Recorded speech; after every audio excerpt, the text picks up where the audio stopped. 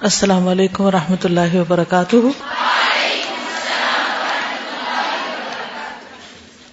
نحمده ونصلی علی رسولہ الکریم. اما بعد فاعوذ باللہ من الشیطان الرجیم. بسم اللہ الرحمن الرحیم. رب اشرح لی صدری ویسر لی امری واحلل عقدۃ من لسانی یفقہوا قولی. کسی بھی کام کو صحیح طور پر کرنے کے لیے نہایت ضروری ہے کہ وہ کام بھی صحیح ہو اور اس کے کرنے کا طریقہ بھی صحیح ہو. اگر صحیح کام کو بھی غلط طریقے پر کیا جائے گا تو نتیجہ کیا نکلے گا؟ غلط. کسی بھی کام کو صحیح طور پر کرنے کے لیے کیا ضروری ہوتا ہے؟ اس کو کرنے کا طریقہ جاننا. اس کو جاننے کے لیے کیا کرنا ہوتا ہے؟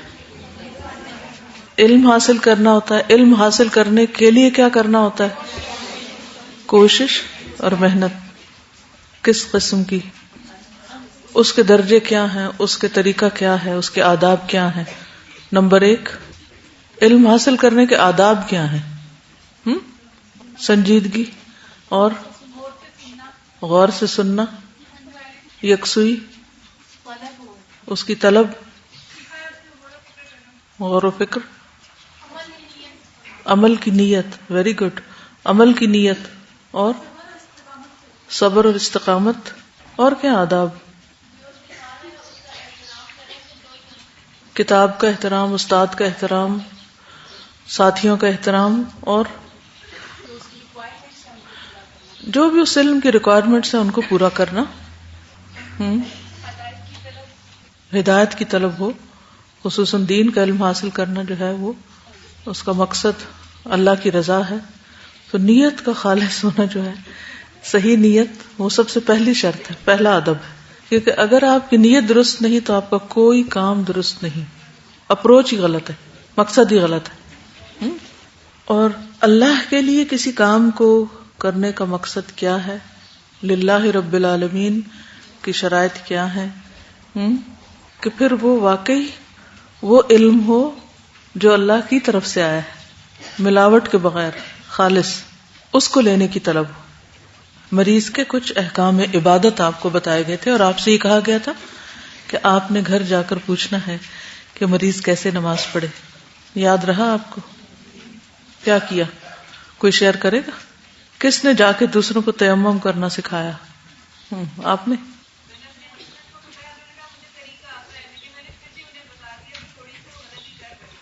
صحیح. اوکے. تو صحیح کام کرنے کے لیے طریقہ بھی درست ہونا ضروری ہے. کسی نے پوچھا مریض کے احکام ہی سے متعلق سوال ہے. اچھا سوال ہے.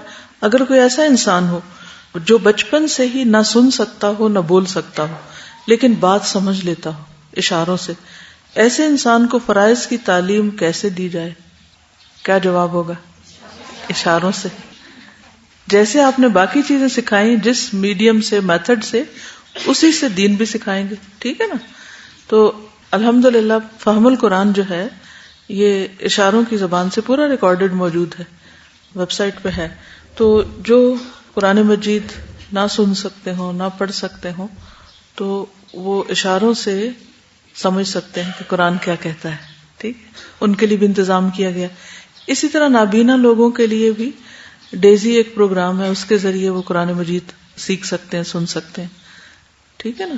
اگر ہمیں یہ سمجھ آ جائے کہ قرآن کا سیکھنا، سمجھنا، دین کا سمجھنا اس سے بھی زیادہ ضروری ہے جس طرح کھانا پینا ضروری ہے، یعنی کھانے پینے سے بھی زیادہ بڑی ضرورت ہے، تو پھر ہم ہر طریقہ سوچ لیں گے. اللہ تعالیٰ ہمیں طریقے سکھا بھی دے گا. یہ کسی نے سوال کیا ہے کہ انڈر آرمز اور انڈر لیگز کی صفائی کرنے کے بعد کیا غسل کرنا ضروری ہے؟ اگر پانی ناکافی ہو تو کیا کیا جائے؟ کیا کریں؟ یہ آپ جواب دیں.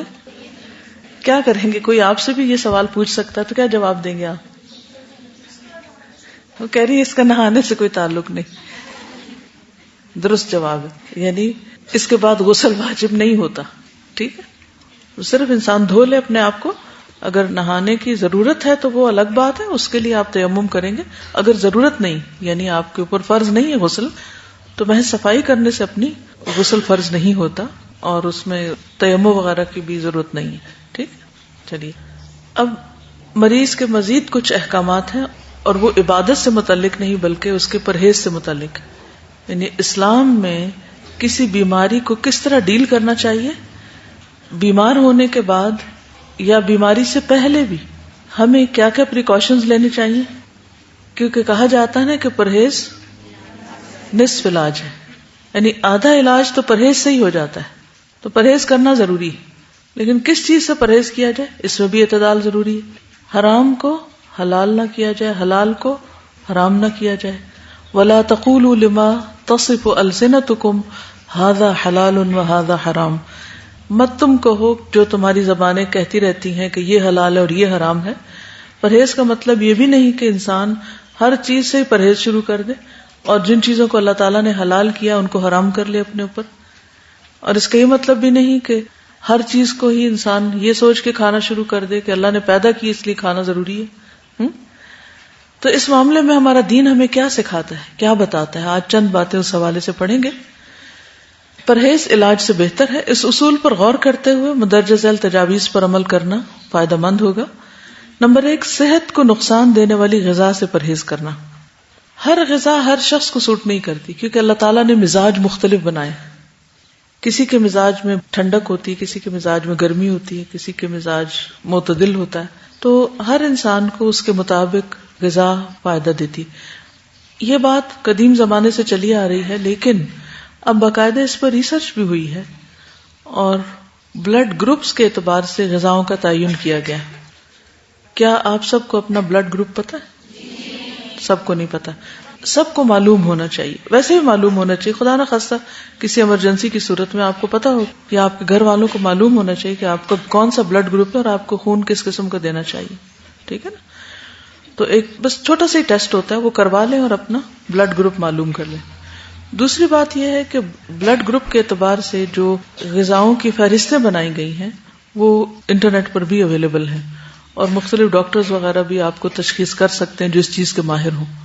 اس میں غذاؤں کی 3 کیٹیگریز کی گئی، جتنے بھی ویجیٹیبل ہیں، فروٹ ہیں، میٹس ہیں وغیرہ وغیرہ. اس میں کچھ غذائیں جو بینیفیشل ہیں کہ اس بلڈ گروپ کو بہت سوٹ کرتی ہیں، کچھ ایسی ہیں جو نیوٹرل ہیں، کھا لیں تب بھی ٹھیک ہے، نہ کھائیں تب بھی ٹھیک. کچھ ایسی ہیں جو ہارمفل ہیں. اور آپ اگر اپنے بلڈ گروپ کو سامنے رکھتے ہوئے ان غذاؤں کے نام پڑھیں تو آپ خود بھی کہیں گے کہ ہاں فلاں چیز کھانے کے بعد میری طبیعت کسل مند ہو جاتی ہے، یا ایسیڈیٹی شروع ہو جاتی ہے، یا جسم میں درد شروع ہو جاتی، الرجیز جو ہوتی ہیں.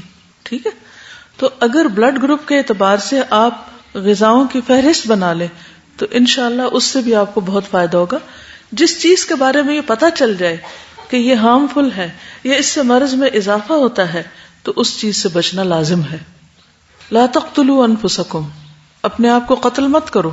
ہمارا جسم ہمارے پاس امانت ہے، اس کو نقصان نہیں دینا چاہیے. اور ہم سب سے زیادہ نقصان کس طرح دیتے ہیں جسمانی صحت کو؟ غلط غذا کے استعمال سے. تو کوشش کریں یہ جاننے کی کہ آپ کو کیا سوٹ کرتا اور کیا نہیں کرتا. اور یہ بھی یاد رکھیے کہ ایک فارمولا سب پہ نہیں چلتا، اسی لیے کسی صاحب علم کے پاس جانے کی ضرورت رہتی ہے علاج کے معاملے میں بھی. یعنی ہر شخص طبیب نہیں ہوتا اور صرف چند طب کی کتابیں پڑھ کے یا طب نبوی کی یا کچھ اور کتابیں پڑھ کے ہر ایک کا علاج نہیں کر سکتا. ہاں اپنے مزاج کو سمجھنے کے لیے آپ پڑھتے رہیں، لیکن اگر آپ کسی اور کا علاج کرنا چاہتے ہیں تو مطلوبہ علم حاصل کر لیں یا تجربہ حاصل کر لیں. مثلا ایک چیز جس کو ہم گرم کہتے ہیں کہ یہ ٹھیک نہیں، تو اس کے لیے اس کو جنرلائز نہیں کریں کہ وہ سبھی کے لیے ٹھیک نہیں. کچھ لوگوں کو وہ چیز بہت سوٹ بھی کرتی. ٹھیک ہے نا؟ کیونکہ اللہ سبحانہ و تعالیٰ نے غذا کے اندر ہی علاج بھی رکھا ہے. یعنی غذا صرف ہماری بھوک مٹانے کے لیے نہیں ہے، صرف انرجی دینے کے لیے نہیں ہے، بلکہ اس کے ساتھ ساتھ ہمارا علاج بھی ہے. تو جب آپ کبھی بیمار ہوں اور کچھ کھانے لگے اور سمجھ نہ آئے کہ کھانا چاہیے یا نہیں، تو دعا کر لیا کریں کہ اللہ تعالیٰ اس کو میرے لیے غذا اور دوا دونوں ہی بنا دے. ٹھیک ہے؟ تو کوئی بھی فوڈ آپ کے لیے غذا بھی ہے اور علاج بھی ہے. فائدہ ہوا نا اس کو؟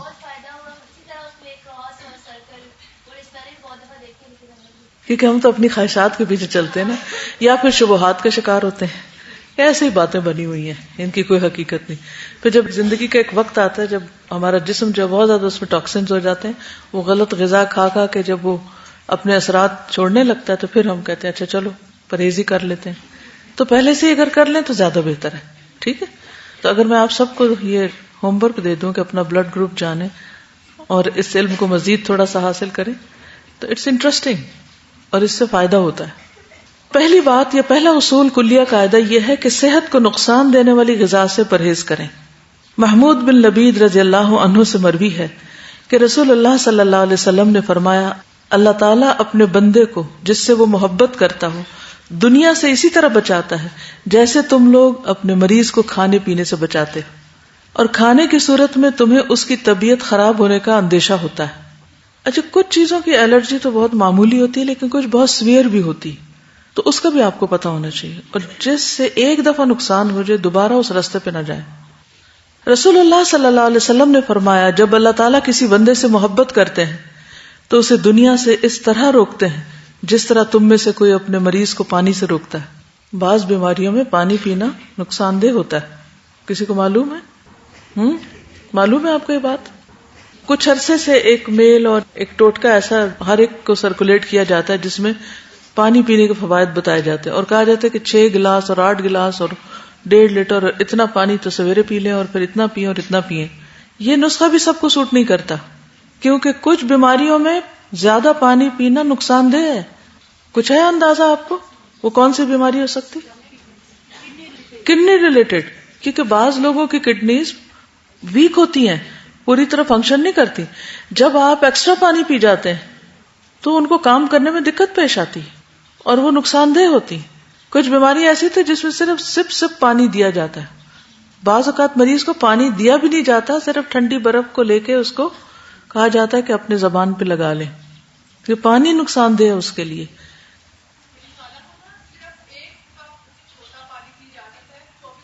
یس، وہ کہتی ہے میری خالہ کو 24 گھنٹوں میں 1 کپ پانی پینے کی اجازت ہے. اب اگر وہ اسی طرح کوئی ٹوٹکا پڑھ کے تو 1.5 لیٹر پی بیٹھے تو یہ پانی جو زندگی کی سورس ہے اسی انسان کے لیے نقصان دہ.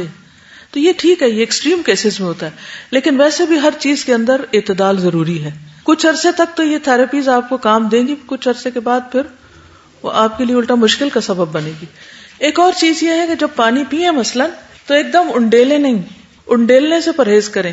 مسنون طریقہ کیا ہے؟ 3 سانس میں پینا، اور اس کو بھی جیسے گھونٹ گھونٹ پیتے ہیں، یعنی جیسے کھا کے پیتے ہیں اس طرح پیئیں. ٹھیک ہے. ایک ہوتا ہم تیزی سے پی جاتے ہیں، تیزی سے نہیں پیئیں، رائٹ؟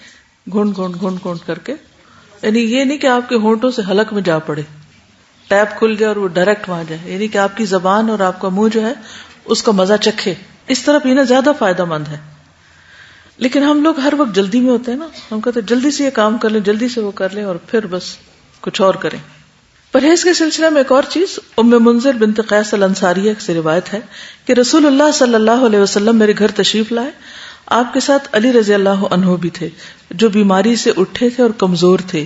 ہمارے یہاں کھجوروں کے خوشے لٹک رہے تھے. رسول اللہ صلی اللہ علیہ وسلم اٹھے اور ان سے کھانے لگے، اور علی رضی اللہ عنہ بھی کھانے کے لیے اٹھے تو آپ نے فرمایا رک جاؤ، تم ابھی کمزور ہو. اس سے کیا پتا چلتا ہے کہ جو بیماری سے اٹھا ہے اس کے لیے حکم فرق ہے. وہی حلال چیز اس کے لیے ان لمیٹڈ کھانے کی اجازت نہیں ہے. ان لمیٹڈ تو کسی کو بھی کھانے کی اجازت نہیں ہے. کلو واشربو ولا تسرفو، کھاؤ پیو لیکن اسراف نہیں کرو. اور یہاں پر بیمار کے لیے حکم فرق آ گیا، یہ کھجوریں مت کھاؤ، ابھی تم کمزور ہو. تو اسے پتا چلتا ہے کہ بیماری میں غذا ایک تو قدرتی طور پر کم ہو جاتی ہے کہ انسان کا دل اٹھ جاتا ہے، کھانے کو دل نہیں چاہتا. پھر یہ کہ اگر بیماری ختم ہو گئی ہے اور کھانے کو دل چاہتا ہے تو بھی ایک دم کثرت نہ ہو، کھانے کی زیادتی نہ ہو، افراط نہ ہو، بلکہ تھوڑا تھوڑا کر کے کھائے. چنانچہ علی رضی اللہ عنہ کھانے سے رکے رہے. ام منذر کہتی ہیں کہ میں نے جو اور چقندر پکائے اور آپ کی خدمت میں پیش کیے تو رسول اللہ صلی اللہ علیہ وسلم نے فرمایا علی یہ لے لو، یہ تمہارے لیے مفید ہے. تو اس حدیث سے یہ ثابت ہوتا ہے کہ ہر ایک کو ہر غذا سوٹ نہیں کرتی، ہر ایک کے لیے ہر کھانا درست نہیں. تو اپنی طبیعت، اپنے مزاج اور اپنے حالات اور ضرورت کے مطابق کھائیے. ٹھیک ہے. ہو سکتا ہے کہ ایک چیز جو آپ کی بہن کھا رہی ہو اور اس کو بہت فائدہ ہو اور وہ اس کے بہت سے فائدے بتا رہی ہو اور بہت اس کی تعریف کر رہی ہو، اور آپ کہیں اچھا تمہیں اس سے فائدہ ہو اور میں بھی کر کے دیکھتی ہوں. ہو سکتا ہے آپ کے لیے وہ بالکل ہی الٹ ہو. ٹھیک ہے نا. تو بے سوچے سمجھے نسخے نہیں آزمائیں. جی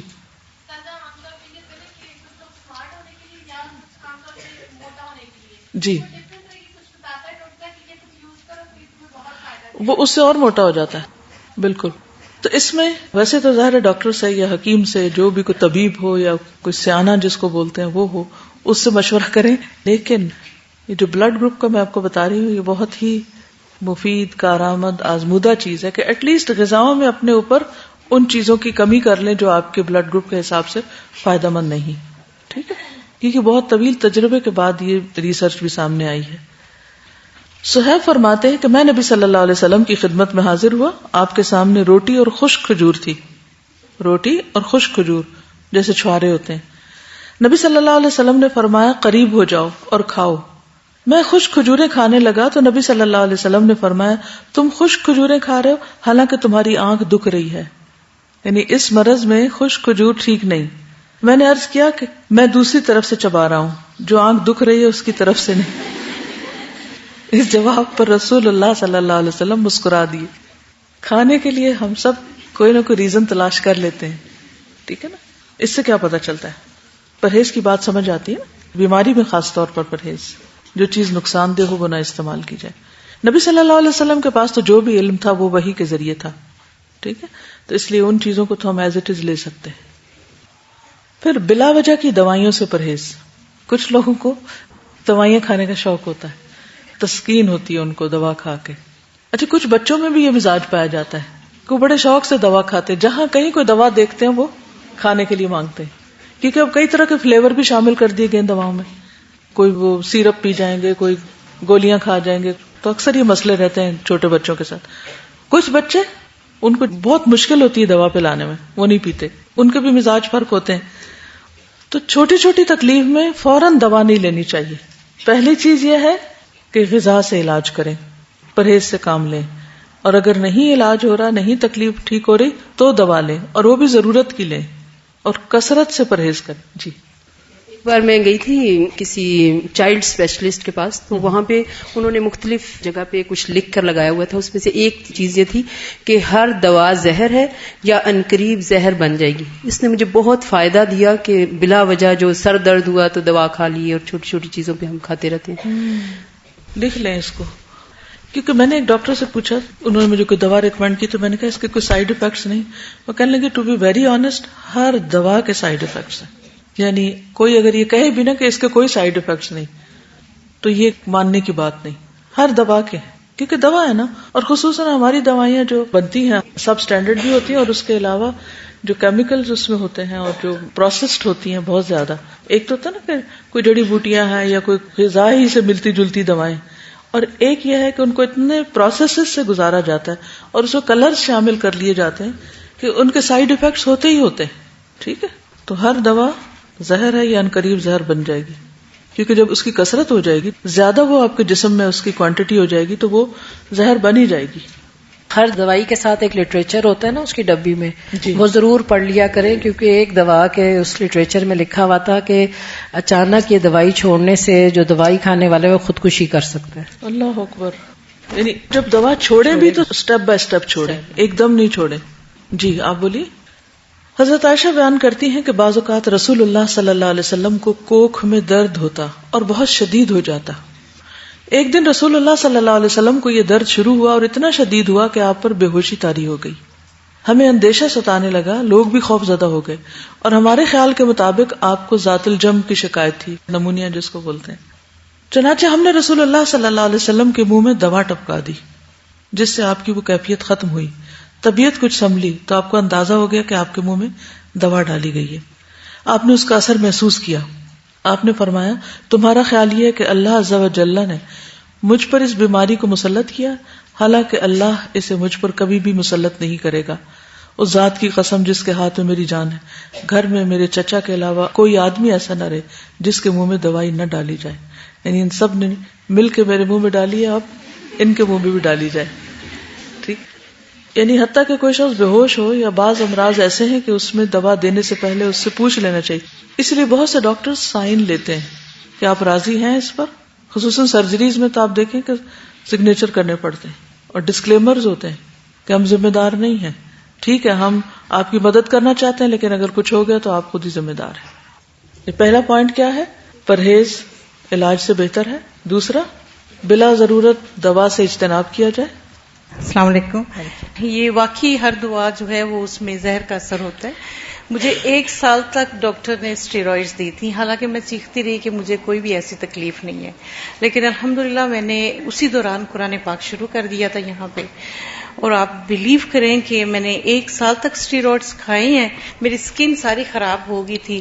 میں یہاں آتی تھی، میرے پاؤں میں چھالے ہوتے تھے، لیکن میری کوشش ہوتی تھی کہ میں چھٹی نہ کروں. عجیب طرح کا مجھے سکون ملتا تھا.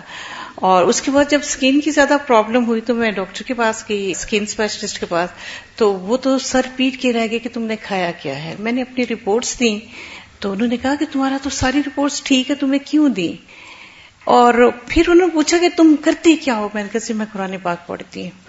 تو وہ سر پکڑ کے بیٹھ کے اس نے کہا کہ یہ آپ قرآن کی بدولت بچی ہیں، اور آج الحمدللہ مجھے کوئی بھی تکلیف اس طرح کی نہیں ہوتی، اور الحمدللہ میں کام کر رہی ہوں. کبھی بھی ایک ڈاکٹر کے کہنے کے اوپر، اور ہم بڑی بڑی ڈگریز دے کے چلے جاتے ہیں کہ شاید یہ فورن ریٹرن ہے، اور اتنے انسان ہے نا، وہ کتنے بھی سنسیئر ہوں، بھول بھی ہو سکتی کسی سے. اور ایک اور چیز یاد رکھیے، جب کسی بھی دوا کے کھانے سے کوئی ری ایکشن فیل ہو رہا آپ کو، آپ کے جسم کے اندر کوئی چیز ایسی محسوس ہو رہی یا اسکن پہ یا کسی بھی طرح، تو فوری طور پر پھر مزید کنسلٹ کر لینا چاہیے. پھر موسموں کے اثرات کا خیال رکھنا چاہیے. سخت سردی اور سخت گرمی کے منفی اثرات سے بچنے کے لیے ہر ممکن احتیاط اور پرہیز، گھر، لباس، خوراک، تمام چیزیں موسم کے تقاضوں اور ضروریات کے مطابق ہوں. یعنی پرہیز صرف کھانے کا نہیں بلکہ انوائرنمنٹ کو بھی اپنے حسب حال کرنا چاہیے. بہت زیادہ کمفرٹیبل بھی نہ ہو کہ انسان سونے ہی لگ جائے، اور ایسا بھی نہ ہو کہ بیمار پڑ جائے. کچھ لوگ اتنی ہیٹنگ کر لیتے ہیں، اس سے بھی نقصان ہوتا ہے. اور کچھ لوگ جو ہیں وہ جرسی کے بغیر باہر نکل جاتے ہیں اور بیمار ہو کے واپس لوٹتے ہیں، تو وہ بھی ٹھیک نہیں. تو احتیاط بہتر ہے، اعتدال بہتر ہے. ہر شخص کو اپنے مزاج کو، اپنے جسم کو، اپنی ضروریات کو خود بھی سمجھنے کی کوشش کرنی چاہیے. اس میں بھیڑ چال نہیں کام دے گی کہ وہ یہ کر رہا ہے تو میں بھی، اس نے کچھ نہیں پہنا ہوا تو میں کیوں پہنتا ہوں. تو کسی کی نقالی مت کریں، اپنے مزاج اور اپنے بدن کو سمجھیں کہ وہ کیا چاہتا ہے. اب اس میں آپ دیکھیے، جیسے موسموں کے اثرات کی بات کی نا، تو سردی سے بچیے جب سردی زیادہ ہو، گرمی سے بچیے جب گرمی زیادہ ہو. اسی طرح اگر بہار کے موسم میں آپ کو کسی خاص پودے سے الرجی ہے یا اور کوئی چیز سوٹ نہیں کرتی تو اس سے بھی بچنے کی ضرورت ہے. پھر وبائی اور متعدی امراض. متعدی کس کو کہتے ہیں؟ کنٹیجیس، جو دوسرے کو لگ جائے. جیسے فعل لازم اور فعل متعدی ہوتا ہے نا. متعدی کون سا ہوتا ہے؟ جو مفعول طلب کرتا ہے نا. تو اسی طرح متعدی بیماری وہ ہوتی ہے کہ جو ایک سے آگے دوسرے کو جا پہنچتی. امراض پھیلنے کے موسموں، خصوصاً برسات اور گرمی میں خصوصی حفاظتی تدابیر کرنا، مثلا پانی کے ذخائر صاف رکھنا، رہائشی علاقوں کے آس پاس مچھروں، مکھیوں اور دیگر کیڑے مکوڑوں کی امکانی افزائش کی روک تھام کے لیے ادویات وغیرہ چھڑکنے کا انتظام کرنا، اور اپنے تمام گرد و پیش کو حفظان صحت کے اصولوں کے مطابق ڈھالنا. گلے سڑے یا پہلے سے کاٹ کر رکھے ہوئے پھل یا سبزیاں کھانے سے پرہیز کرنا. یہ ساری چیزیں اس میں آ جاتی ہیں. یہاں پر حفاظتی ٹیکوں کی بات کی گئی ہے جس کے میں پرسنلی سخت خلاف ہوں. اس لیے میں کسی کو بھی یہ مشورہ نہیں دیتی کہ وہ بچوں کو یا بڑوں کو حفاظتی ٹیکے لگوائیں. کئی لوگ فلو شاٹس لیتے رہتے ہیں، اور بعض لوگ بچوں کو جو حفاظتی ٹیکے لگواتے ہیں اور وہ سمجھتے ہیں کہ اس میں شفا ہے. اگر آپ اس پر تھوڑی سی ریسرچ کریں تو آپ کو پتہ چل جائے گا کہ یہ بذات خود بچوں کے اندر کتنی ڈسیبلٹیز پیدا کر دیتے ہیں. اس کا علاج کچھ اور ہو سکتا ہے. یعنی ایسی چیزیں ان ٹیکوں میں شامل کی گئی، کیونکہ مجھے کسی نے اتنی بڑی کتاب دی تھی، وہ ابھی یہاں نہیں ہے، میرے پاس کینیڈا میں دی تھی، اور میں نے خود اپنی آنکھوں کے سامنے بچوں کے اوپر ان ٹیکوں کے لگانے کے بعد کے ری ایکشن دیکھیں. بعض اوقات نفسیاتی مسائل ہو جاتے ہیں، بعض اوقات جسمانی طور پہ. ایک بیماری کو کنٹرول کرنے کے لیے صحت مند انسان کو خواہ ٹیکہ لگا دیا جاتا ہے، جس سے کئی اور بیماریاں پیدا ہو جاتی. میں پرسنلی اس کے حق میں نہیں ہوں، آپ اپنی ریسرچ خود کر لیجئے، ٹھیک ہے؟ کیونکہ میں نہ ڈاکٹر ہوں، نہ حکیم ہوں، نہ طبیب ہوں. لیکن جو میں نے سطحی طور پر تھوڑا بہت پڑھا ہے اور جو جانا ہے اور جو دیکھا اور تجربہ اور مشاہدہ کیا ہے، اس کے بعد میں یہ مشورہ ضرور دیتی ہوں. میری بات صرف مشورے کی حد تک ہے، کوئی حکم نہیں اور کوئی انسٹرکشن نہیں، لیکن اس پر آپ خود مزید ریسرچ کیجئے. جو حفاظتی ٹیکے وغیرہ لگائے جاتے ہیں ان میں سے بہت سی چیزیں صحت کے لیے نقصان دہ ہیں. تازہ یہ جو اس سے پہلے آپ نے بات کی تھی نا کٹی ہوئی سبزیوں کی، تو یہ جیسے پیاز کے بارے میں آتے ہیں تو جو کاٹ کے اگر پیاز کو رکھا ہوا ہو نا تو وہ بہت زیادہ بیکٹیریا کو اپنے طرف اٹریکٹ کرتا ہے اور وہ فل پیکٹ آف بیکٹیریا بن جاتا ہے. جی. تو اگر اس کو کئی لوگ سہولت کے لیے پیاز کاٹ کاٹ کے رکھ دیتے ہیں جی اور وہی استعمال فریج کرتے میں بھی ہیں. نہیں رکھنی چاہیے، اسی وقت فریش کٹے اور اسی وقت فریش پیسٹ بنا کے تو یوز کریں.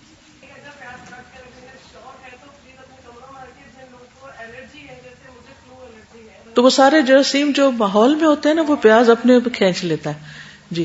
حفاظتی ٹیکوں پہ بات کی ہے نا کہ اس کے اوپر ایک ہمارے جاننے والی تھی ایک لڑکی، وہ جا کر گھروں میں پولیو کے ڈراپس بھی پلاتی تھیں، اور انہوں نے اور جو ان کی ٹیم کی ایک لڑکی تھی انہوں نے اس کے اوپر تھوڑی سی ریسرچ کی، اور پھر جو ان کے ہیڈ تھیں انہوں نے ان سے بات کی کہ ہمیں اس میں یہ باتیں، اس میں کافی چیزیں تھیں جو ان کو سامنے آئی. تو ان کی جو ہیڈ تھی نا اس نے بھی اس بات کو مانا کہ یہ جو پولیو کے ڈراپس پلائے جا رہے ہیں، یہ جو ہماری فیمیلز میں اور میلز دونوں میں انفرٹیلٹی کی جو چیز آ رہی ہے وہ ان ڈراپس کی وجہ سے آ رہی ہے. اور اس کے بعد تھوڑی سی اور تحقیق کی تو یہ واقعی میں ایسا تھا. انہوں نے جب یہ چیز چھوڑی تو تھوڑی سی انہوں نے آبزرویشن بھی سٹارٹ کی، اور کافی لوگوں سے پوچھنے کے بعد یہ بات ثابت ہو گئی تھی کہ اس کے بہت زیادہ ایفیکٹس ہیں، اثرات ہیں. جو لوگ یہ کام کر رہے ہیں ان کو بھی پتہ ہے کہ اس کے اثرات ہیں، لیکن وہ کر رہے ہیں. السلام علیکم. مجھے ہارمونل ڈس آرڈر کا پرابلم تھا، تو جب میں ڈاکٹر کے پاس گئی تو مجھے سب سے پہلے انہوں نے یہی کوشچن کیا کہ آپ کا جو حفاظتی ٹیکوں کا جو کورس تھا وہ آپ نے کمپلیٹ کیا ہوا تھا. تو میں یہ سمجھی کہ شاید کیا ہوا ہے پھر بھی پتہ نہیں کیوں پرابلم ہے. تو انہوں نے مجھے یہ چیز اس وقت بتائی کہ عام طور پہ یہ جو ہارمونل ڈس آرڈر لڑکیوں میں اور مردوں میں بھی عام طور پہ اب زیادہ ہونا شروع ہو گیا، وہ اسی وجہ سے ہوتا ہے کہ وہ ہم لوگ یہ سمجھتے ہیں کہ بچوں کا کورس کمپلیٹ مسٹ کروانا چاہیے، اور اس کی وجہ سے بہت زیادہ پرابلمس ہو رہی ہیں. اور اس میں آپ دیکھیے کہ جو فرٹیلیٹی کی ایج ہے وہ کتنی ارلی ہو گئی ہے. 7 to 10 ایئرس کی ایج میں بھی بچیوں کو پیریڈز ہو رہے ہیں. اگر ارلی فرٹیلیٹی شروع ہو گئی ہے تو ارلی ختم بھی ہو جائے گی. شادیاں لیٹ ہو رہی ہیں، اور فرٹیلیٹی جو پیریڈ ہے وہ بھی آپ دیکھیں 30s میں مینوپاز شروع ہو رہے ہیں. اس کا مطلب ہے کہ عورت بچہ پیدا کرنے کے قابل ہی نہیں رہی. تو اس طرح کے بھی بہت سے مسائل ہیں کہ جو غلط غذائیں، غلط دوائیں اور غلط طرز زندگی جو ہے اس سے کئی ایک اور نفسیاتی، جسمانی اور معاشرتی مسائل پیدا ہو رہے ہیں. بہرحال میرا کام صرف آپ کو ایک راہ دینا ہے. آپ ریسرچ خود کیجئے، خود جانیے، اور پھر اس کے بعد فیصلہ کیجئے. جہاں تک وبائی متعدی امراض کا تعلق ہے تو اس میں احتیاط تو لازم ہے، لیکن یہ یاد رکھنا چاہیے کہ ہر تکلیف جب ہی آتی ہے جب اللہ کا اذن ہوتا ہے. ٹھیک ہے. مریضوں کو الگ رکھنا. کوئی وبائی مرض پھوٹ پڑنے پر صحت مند انسانوں کو ایسے علاقے میں جانے سے روکا جا سکتا ہے. اس احتیاط سے مراد مریضوں سے نفرت نہیں بلکہ ایمان کا بچاؤ ہے، کہ اگر وہی بیماری لگ جائے تو یہ نہ سمجھ لیا جائے کہ اس مریض سے لگی ہے اور تقدیر پر ایمان خطرے میں پڑ جائے. یہ ہے اصل چیز. آگے میں اس بات کو مزید واضح کروں گی. تقدیر پر ایمان. اسلام نے متعدی امراض کے بارے میں ایک عقیدے کی اصلاح کی ہے. جاہلیت میں لوگ بیماری کو متعدی قرار دیتے اور وہ یہ کہتے تھے کہ یہ بیماری جو ہے اس کے اندر کوئی چیز ہے یا طاقت ہے اور یہ دوسرے کو کچھ کر سکتی ہے. یعنی وہ جرمز یا بیکٹیریا یا جس سے بھی وہ پھیل رہی ہے خود ان کے اندر کوئی طاقت نہیں ہے. کوئی بھی وائرس صرف اس وقت افیکٹو ہوتا ہے جب اللہ کا اذن ہوتا ہے، اور ہر ایک کے لیے اس میں نقصان نہیں ہوتا. قرآن مجید میں آتا ہے قُلْ لَن يُصِيبَنَا إِلَّا مَا كَتَبَ اللَّهُ لَنَا هُوَ مَوْلَانَا وَعَلَى اللَّهِ فَلْيَتَوَكَّلِ الْمُؤْمِنُونَ. سورۃ التوبہ 51. ان سے کہیے ہمیں اگر کوئی مصیبت آئے گی تو وہی آئے گی جو اللہ نے ہمارے مقدر میں کر رکھی. اس پر ہمارا ایمان اور یقین پختہ ہونا چاہیے کہ ہمیں کوئی کچھ بھی نقصان نہیں دے سکتا الا یہ کہ اللہ کا اذن ہو. نہ کوئی بیمار ہمیں کچھ بیمار کر سکتا ہے، نہ کوئی ڈاکٹر کر سکتا ہے، نہ کوئی فضا وبا کوئی چیز نہیں کر سکتی. ہاں اگر اللہ کا اذن ہے کہ ہمیں وہ لگے تو پھر لگ جائے گی. تو کسی کو دیکھ کے نفرت نہ کریں، کسی کو دیکھ کے خوف میں مبتلا نہ ہو کہ اچھا میں نے بیمار کو دیکھ لیا اب تو یہ مجھے بھی لگ کے رہے گا. نہیں، کچھ بھی نہیں ہوگا جب تک اللہ نہ چاہے. حتیٰ کہ موت بھی نہیں آ سکتی جب تک کہ اللہ کا اذن نہ ہو. یہ چیز انسان کو بہادر بناتی، یہ چیز انسان کے اندر توکل کو مضبوط کرتی اور بلا وجہ کے خوف، اندیشے، ہم اور غم سے بچاتی. اس کی حفاظت کے لیے وہ دعا بھی سکھائی گئی ہے نا، الحمدللہ الذی عافانی. بالکل. یعنی جب انسان کسی بیمار کو دیکھے تو بس ایک دعا پڑھ لے، اللہ کا شکر ہے جس نے مجھے عافیت میں رکھا اس بیماری سے جس میں اس کو مبتلا کیا. ٹھیک ہے، تو جو شخص یہ پڑھے گا تو انشاءاللہ وہ اس سے محفوظ رہے گا. رسول اللہ صلی اللہ علیہ وسلم نے فرمایا، صحیح بخاری کی روایت ہے، لا عدوا، کوئی چھوٹ نہیں، کوئی بیماری متعدی نہیں. نبی صلی اللہ علیہ وسلم نے فرمایا، زمانہ جاہلیت کی 4 چیزیں ایسی ہیں جنہیں لوگ کبھی نہیں چھوڑیں گے. نمبر 1، حسب نسب میں آر دلانا. نمبر 2، میت پہ نوحہ کرنا. نمبر 3، بارش کو ستاروں سے منسوب کرنا. اور نمبر 4، بیماری کو متعدی سمجھنا. یہ لوگ اس سے باز نہیں آئیں گے، ان کے اندر سے یہ بات نہیں نکلے گی، وہ یہی سمجھتے رہیں گے کہ ایسا ہی ہوتا ہے. ایک اونٹ خارش زدہ ہوا اور اس نے 100 اونٹوں کو خارش میں مبتلا کر دیا، تو پہلے اونٹ کو خارش زدہ کس نے کیا؟ اللہ کے اذن سے خارش زدہ ہونا، پھر اس سے آگے پھیلا. لیکن جب تک اللہ نہ چاہے تو وہ آگے نہیں لگ سکتی بیماری. تو یہ نہیں کہنا چاہیے کہ اس نے مجھے بیمار کیا. جیسے ہم یہ نہیں کہتے نا کہ ڈاکٹر شفا دیتا ہے، ایسے ہی کیا نہیں کہنا چاہیے کہ اس نے بیمار کیا مجھے، یہ تم سے لگی ہے مجھے. اچھا، جب ہم یہ کہتے ہیں تو اس کا نقصان کیا ہوتا ہے؟ تو اپنے آپ کو مریض سمجھے اور ذرا تھوڑی دیر کے لیے سوچے، کہیے ذرا ایک دوسرے کو، کہیے، ایکٹیویٹی کیجیے تھوڑی سی. اب آپ بتائیے مجھے یہ جملہ کیسا ہے؟ اس میں شرک کی بو بھی آتی ہے اور جو ریلیشن شپ ہے اس میں بھی خرابی آتی ہے، بد اخلاقی بھی ہے. اچھا، اسی طرح یہ کہنا تم نے مجھے شفا دی، تمہاری وجہ سے شفا ملی مجھے، نہ کوئی فائدہ دے سکتا ہے اور نہ ہی کوئی نقصان دے سکتا ہے، سب کچھ اللہ کے اذن سے ہوتا ہے. یہ ایمان اور یقین کا حصہ ہونا چاہیے. اس کا مطلب یہ کہ اگر کسی سے بیماری نہیں لگتی تو پھر ہم اس کے گلے جا لگے، کیا کریں؟ احتیاط برتیں. کیوں احتیاط برتیں؟ کیونکہ یہ تدبیر میں سے ہے. اور توکل کس پہ رکھیں؟ اللہ پر. مثلا آپ کو پتا ہے کہ دھوپ میں کھڑی ہوگی، یعنی کہ 40 ڈگری اگر ہے اس وقت ٹیمپریچر باہر، اور میں کھڑی ہوگی تو مجھے سن برن ہوگا، تو ہم کہیں کہ نہیں بالکل نہیں ہو سکتا مجھے. نہیں، آپ کو جہاں جہاں احتیاط کرنے کے لیے کہا گیا احتیاط آپ کریں گے، لیکن اگر پھر بھی یہ ہو جائے تو آپ کسی کو بلیم نہیں کریں گے، ٹھیک ہے، اپنے آپ کو ہی کریں گے. ابو ہریرہ رضی اللہ عنہ سے مروی ہے کہ رسول اللہ صلی اللہ علیہ وسلم نے 3 مرتبہ فرمایا، کوئی بھی چیز کسی بھی چیز کی طرف سے متعدی نہیں ہوتی.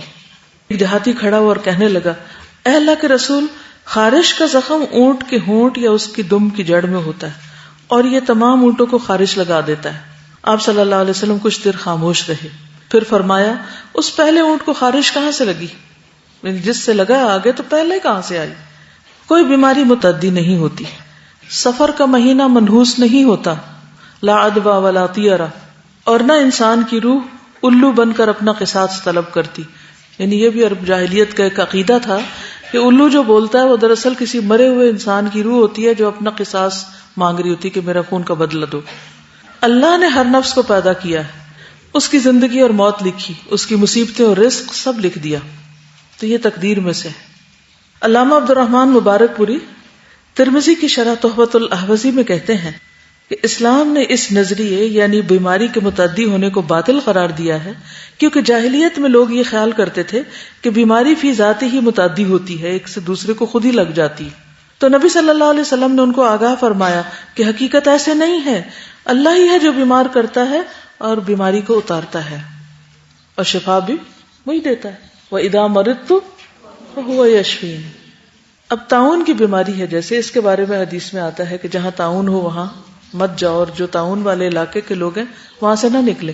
یہ سب احتیاط اور تدبیر میں سے ہے، ورنہ جس تک آنا ہے، جس بستی میں طاعون پھوٹا وہ کہاں سے پھوٹا؟ کہیں سے تو نازل ہوا نا.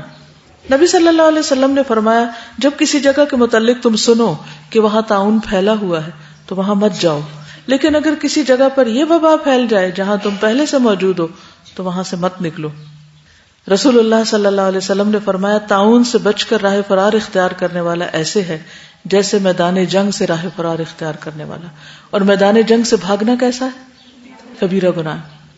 تو طاعون جیسی بیماری کے بارے میں بھی انسان کا عقیدہ کیا ہونا چاہیے کہ صرف اسی وقت لگے گی جب اللہ چاہے گا.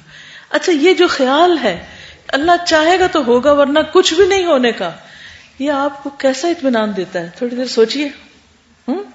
ہر طرح کے بلا ضرورت غیر ضروری اندیشے، خوف سب نکل جاتے ہیں، خالی ذہن ہو جاتے ہیں آپ. پھر آپ کا فوکس بڑھ جاتا ہے نماز میں بھی، جو بھی کام آپ کرتے ہیں، اور ایک اندر اطمینان اور راحت ہوتی ہے کہ اگر اللہ کو منظور ہے تو میں بچ کے کہیں بھاگ نہیں سکتی. لا ملجا ولا منجا منک الا الیک، کہیں نہیں بھاگ کے جانا، تیرے ہی پاس آنا ہے، ساری خیر تیرے ہاتھ میں ہے، اس لیے میں تجھ سے خیر کا سوال کرتی.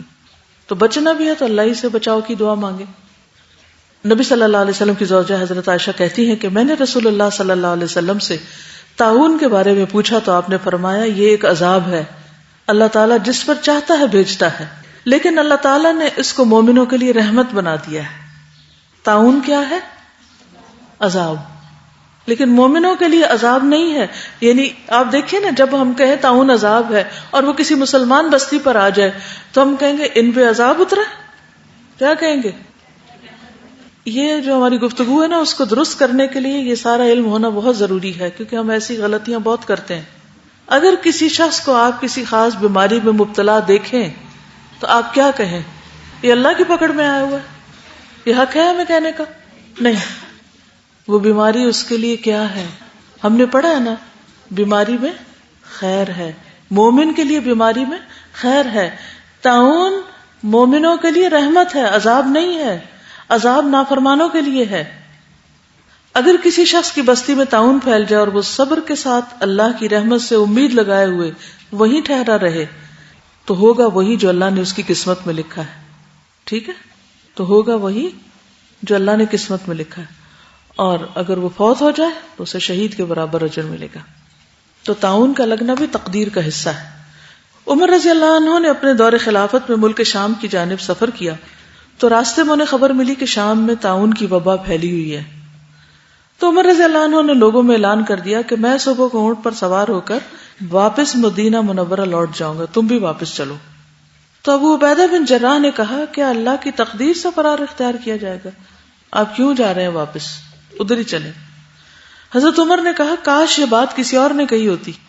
ہاں، ہم اللہ کی تقدیر سے فرار اختیار کر رہے ہیں، لیکن اللہ ہی کی تقدیر کی طرف. یہ بھی تقدیر ہے. کیا تمہارے پاس اونٹ ہوں اور تم انہیں لے کر ایسی وادی میں جاؤ جس کے دو کنارے ہوں، ایک سرسبز شاداب اور دوسرا خشک؟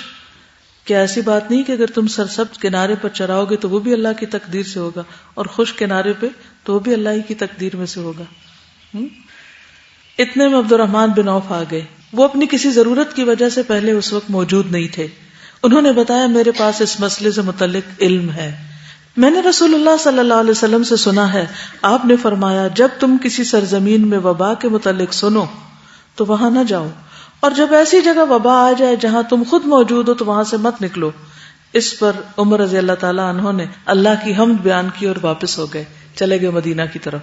یعنی پہلے تو انہوں نے اجتہاد سے کام لیا اور پھر اس کے بعد حدیث بھی اس کے موافق آ گئی اور اطمینان کے ساتھ وہ اس راستے پہ چل پڑے. اس سے کیا پتہ چلتا ہے؟ نہیں سمجھ آئی بات؟ اب تقدیر میں الجھ گئے ہوں گے، اصل مسئلہ تو پیچھے چلا گیا. خلاصہ کیا ہے اس بات کا کہ جہاں بیماری ہو وہاں احتیاط کے ساتھ، مثلا اگر آپ ڈاکٹر ہیں، نرس ہیں، تو بھی اپنے گلوز پہنے، احتیاط کریں، اس میں حرج نہیں ہے.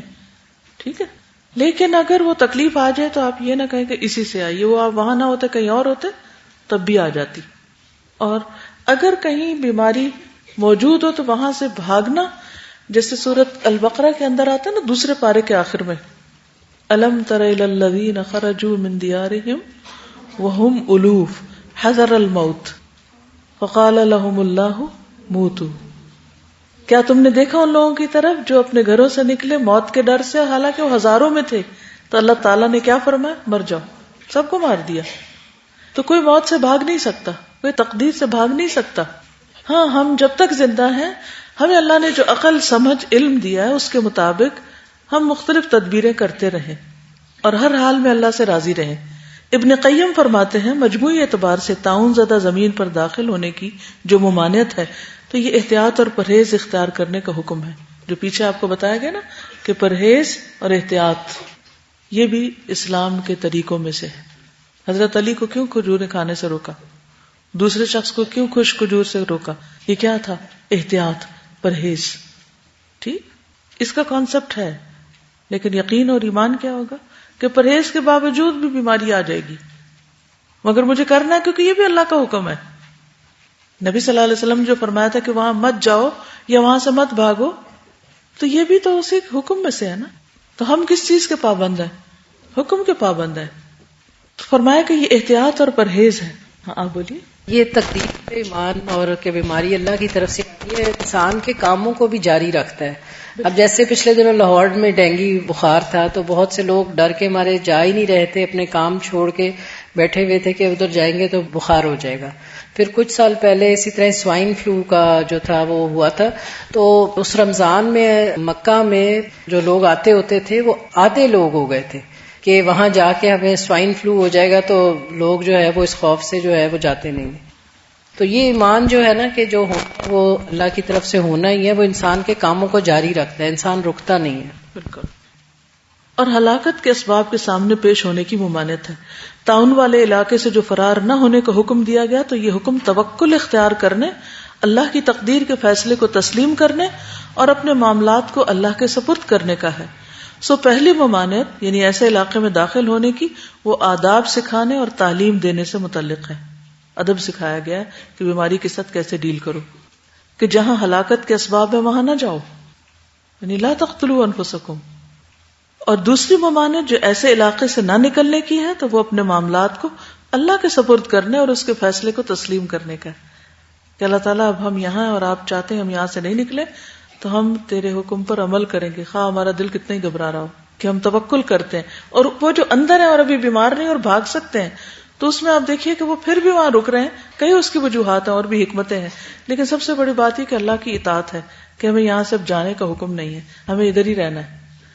دوسری بات یہ ہے کہ عموماً جب وائرس سے آتے ہیں تو جو ویک ہوتے ہیں ان کو زیادہ اٹیک ہوتا ہے. تو اگر کمزور لوگ بیمار ہیں تو ان کو دیکھے گا کون؟ اگر فوت ہو جاتے ہیں تو ان کا جنازہ کون پڑے گا، دفنائے گا کون؟ اگر وہ سب بھی بھاگ نکلے وہاں سے تو صحت مند مت بھاگے وہاں سے، وہ اللہ پہ توکل کرے. اگر اللہ نے آپ کے حصے میں نہیں بیماری لکھی تو انشاءاللہ آپ کو نہیں ہوگی، لیکن جو کام اللہ نے وہاں آپ کے لیے رکھا ہے وہ آپ کو کرنا ہے. تو بیماری کے علاقے میں تو نہیں جانا، لیکن جہاں بیماری ہے وہاں یہ نہیں سمجھنا کہ ضرور مجھ پہ بھی آ جائے گی. بہت سی چیزوں کا تعلق ہماری سوچ سے بھی ہوتا ہے. جب ہم ایک خاص انداز میں سوچنے لگتے ہیں نا کہ ہاں میں بیمار ہو جاؤں گی، ہاں ایسا ہو جائے گا، تو پھر باڈی جو ہے اسی کے مطابق ریئیکٹ کرنے لگتی ہے اور وہ اسے ایکسپٹ کر لیتا ہے ایک طرح سے اس بیماری کو. پھر یہ بھی یاد رکھیے کہ اگر کوئی شخص وہاں سے نہیں نکلتا اور بیمار ہو گیا اور فوت ہو گیا تو تعاون زیادہ علاقے میں تعاون سے بیمار ہونے والے کیسے ہیں؟ شہید ہیں. نبی صلی اللہ علیہ وسلم نے فرمایا تعاون کی وبا میں مرنے والے اور شہداء آئیں گے، یعنی شہداء کی تعداد میں اس طرح اضافہ ہو جائے گا. تعاون والے کہیں گے کہ ہم شہید ہیں تو کہا جائے گا کہ ان کے زخم دیکھو. اگر ان کے زخم شہداء کے زخموں کی طرح مہک رہے ہوں تو یہ شہداء میں شمار ہو کر ان کے ساتھ ہوں گے. جب دیکھا جائے گا تو ان کے زخم شہداء کے زخموں کے مشابہ ہوں گے.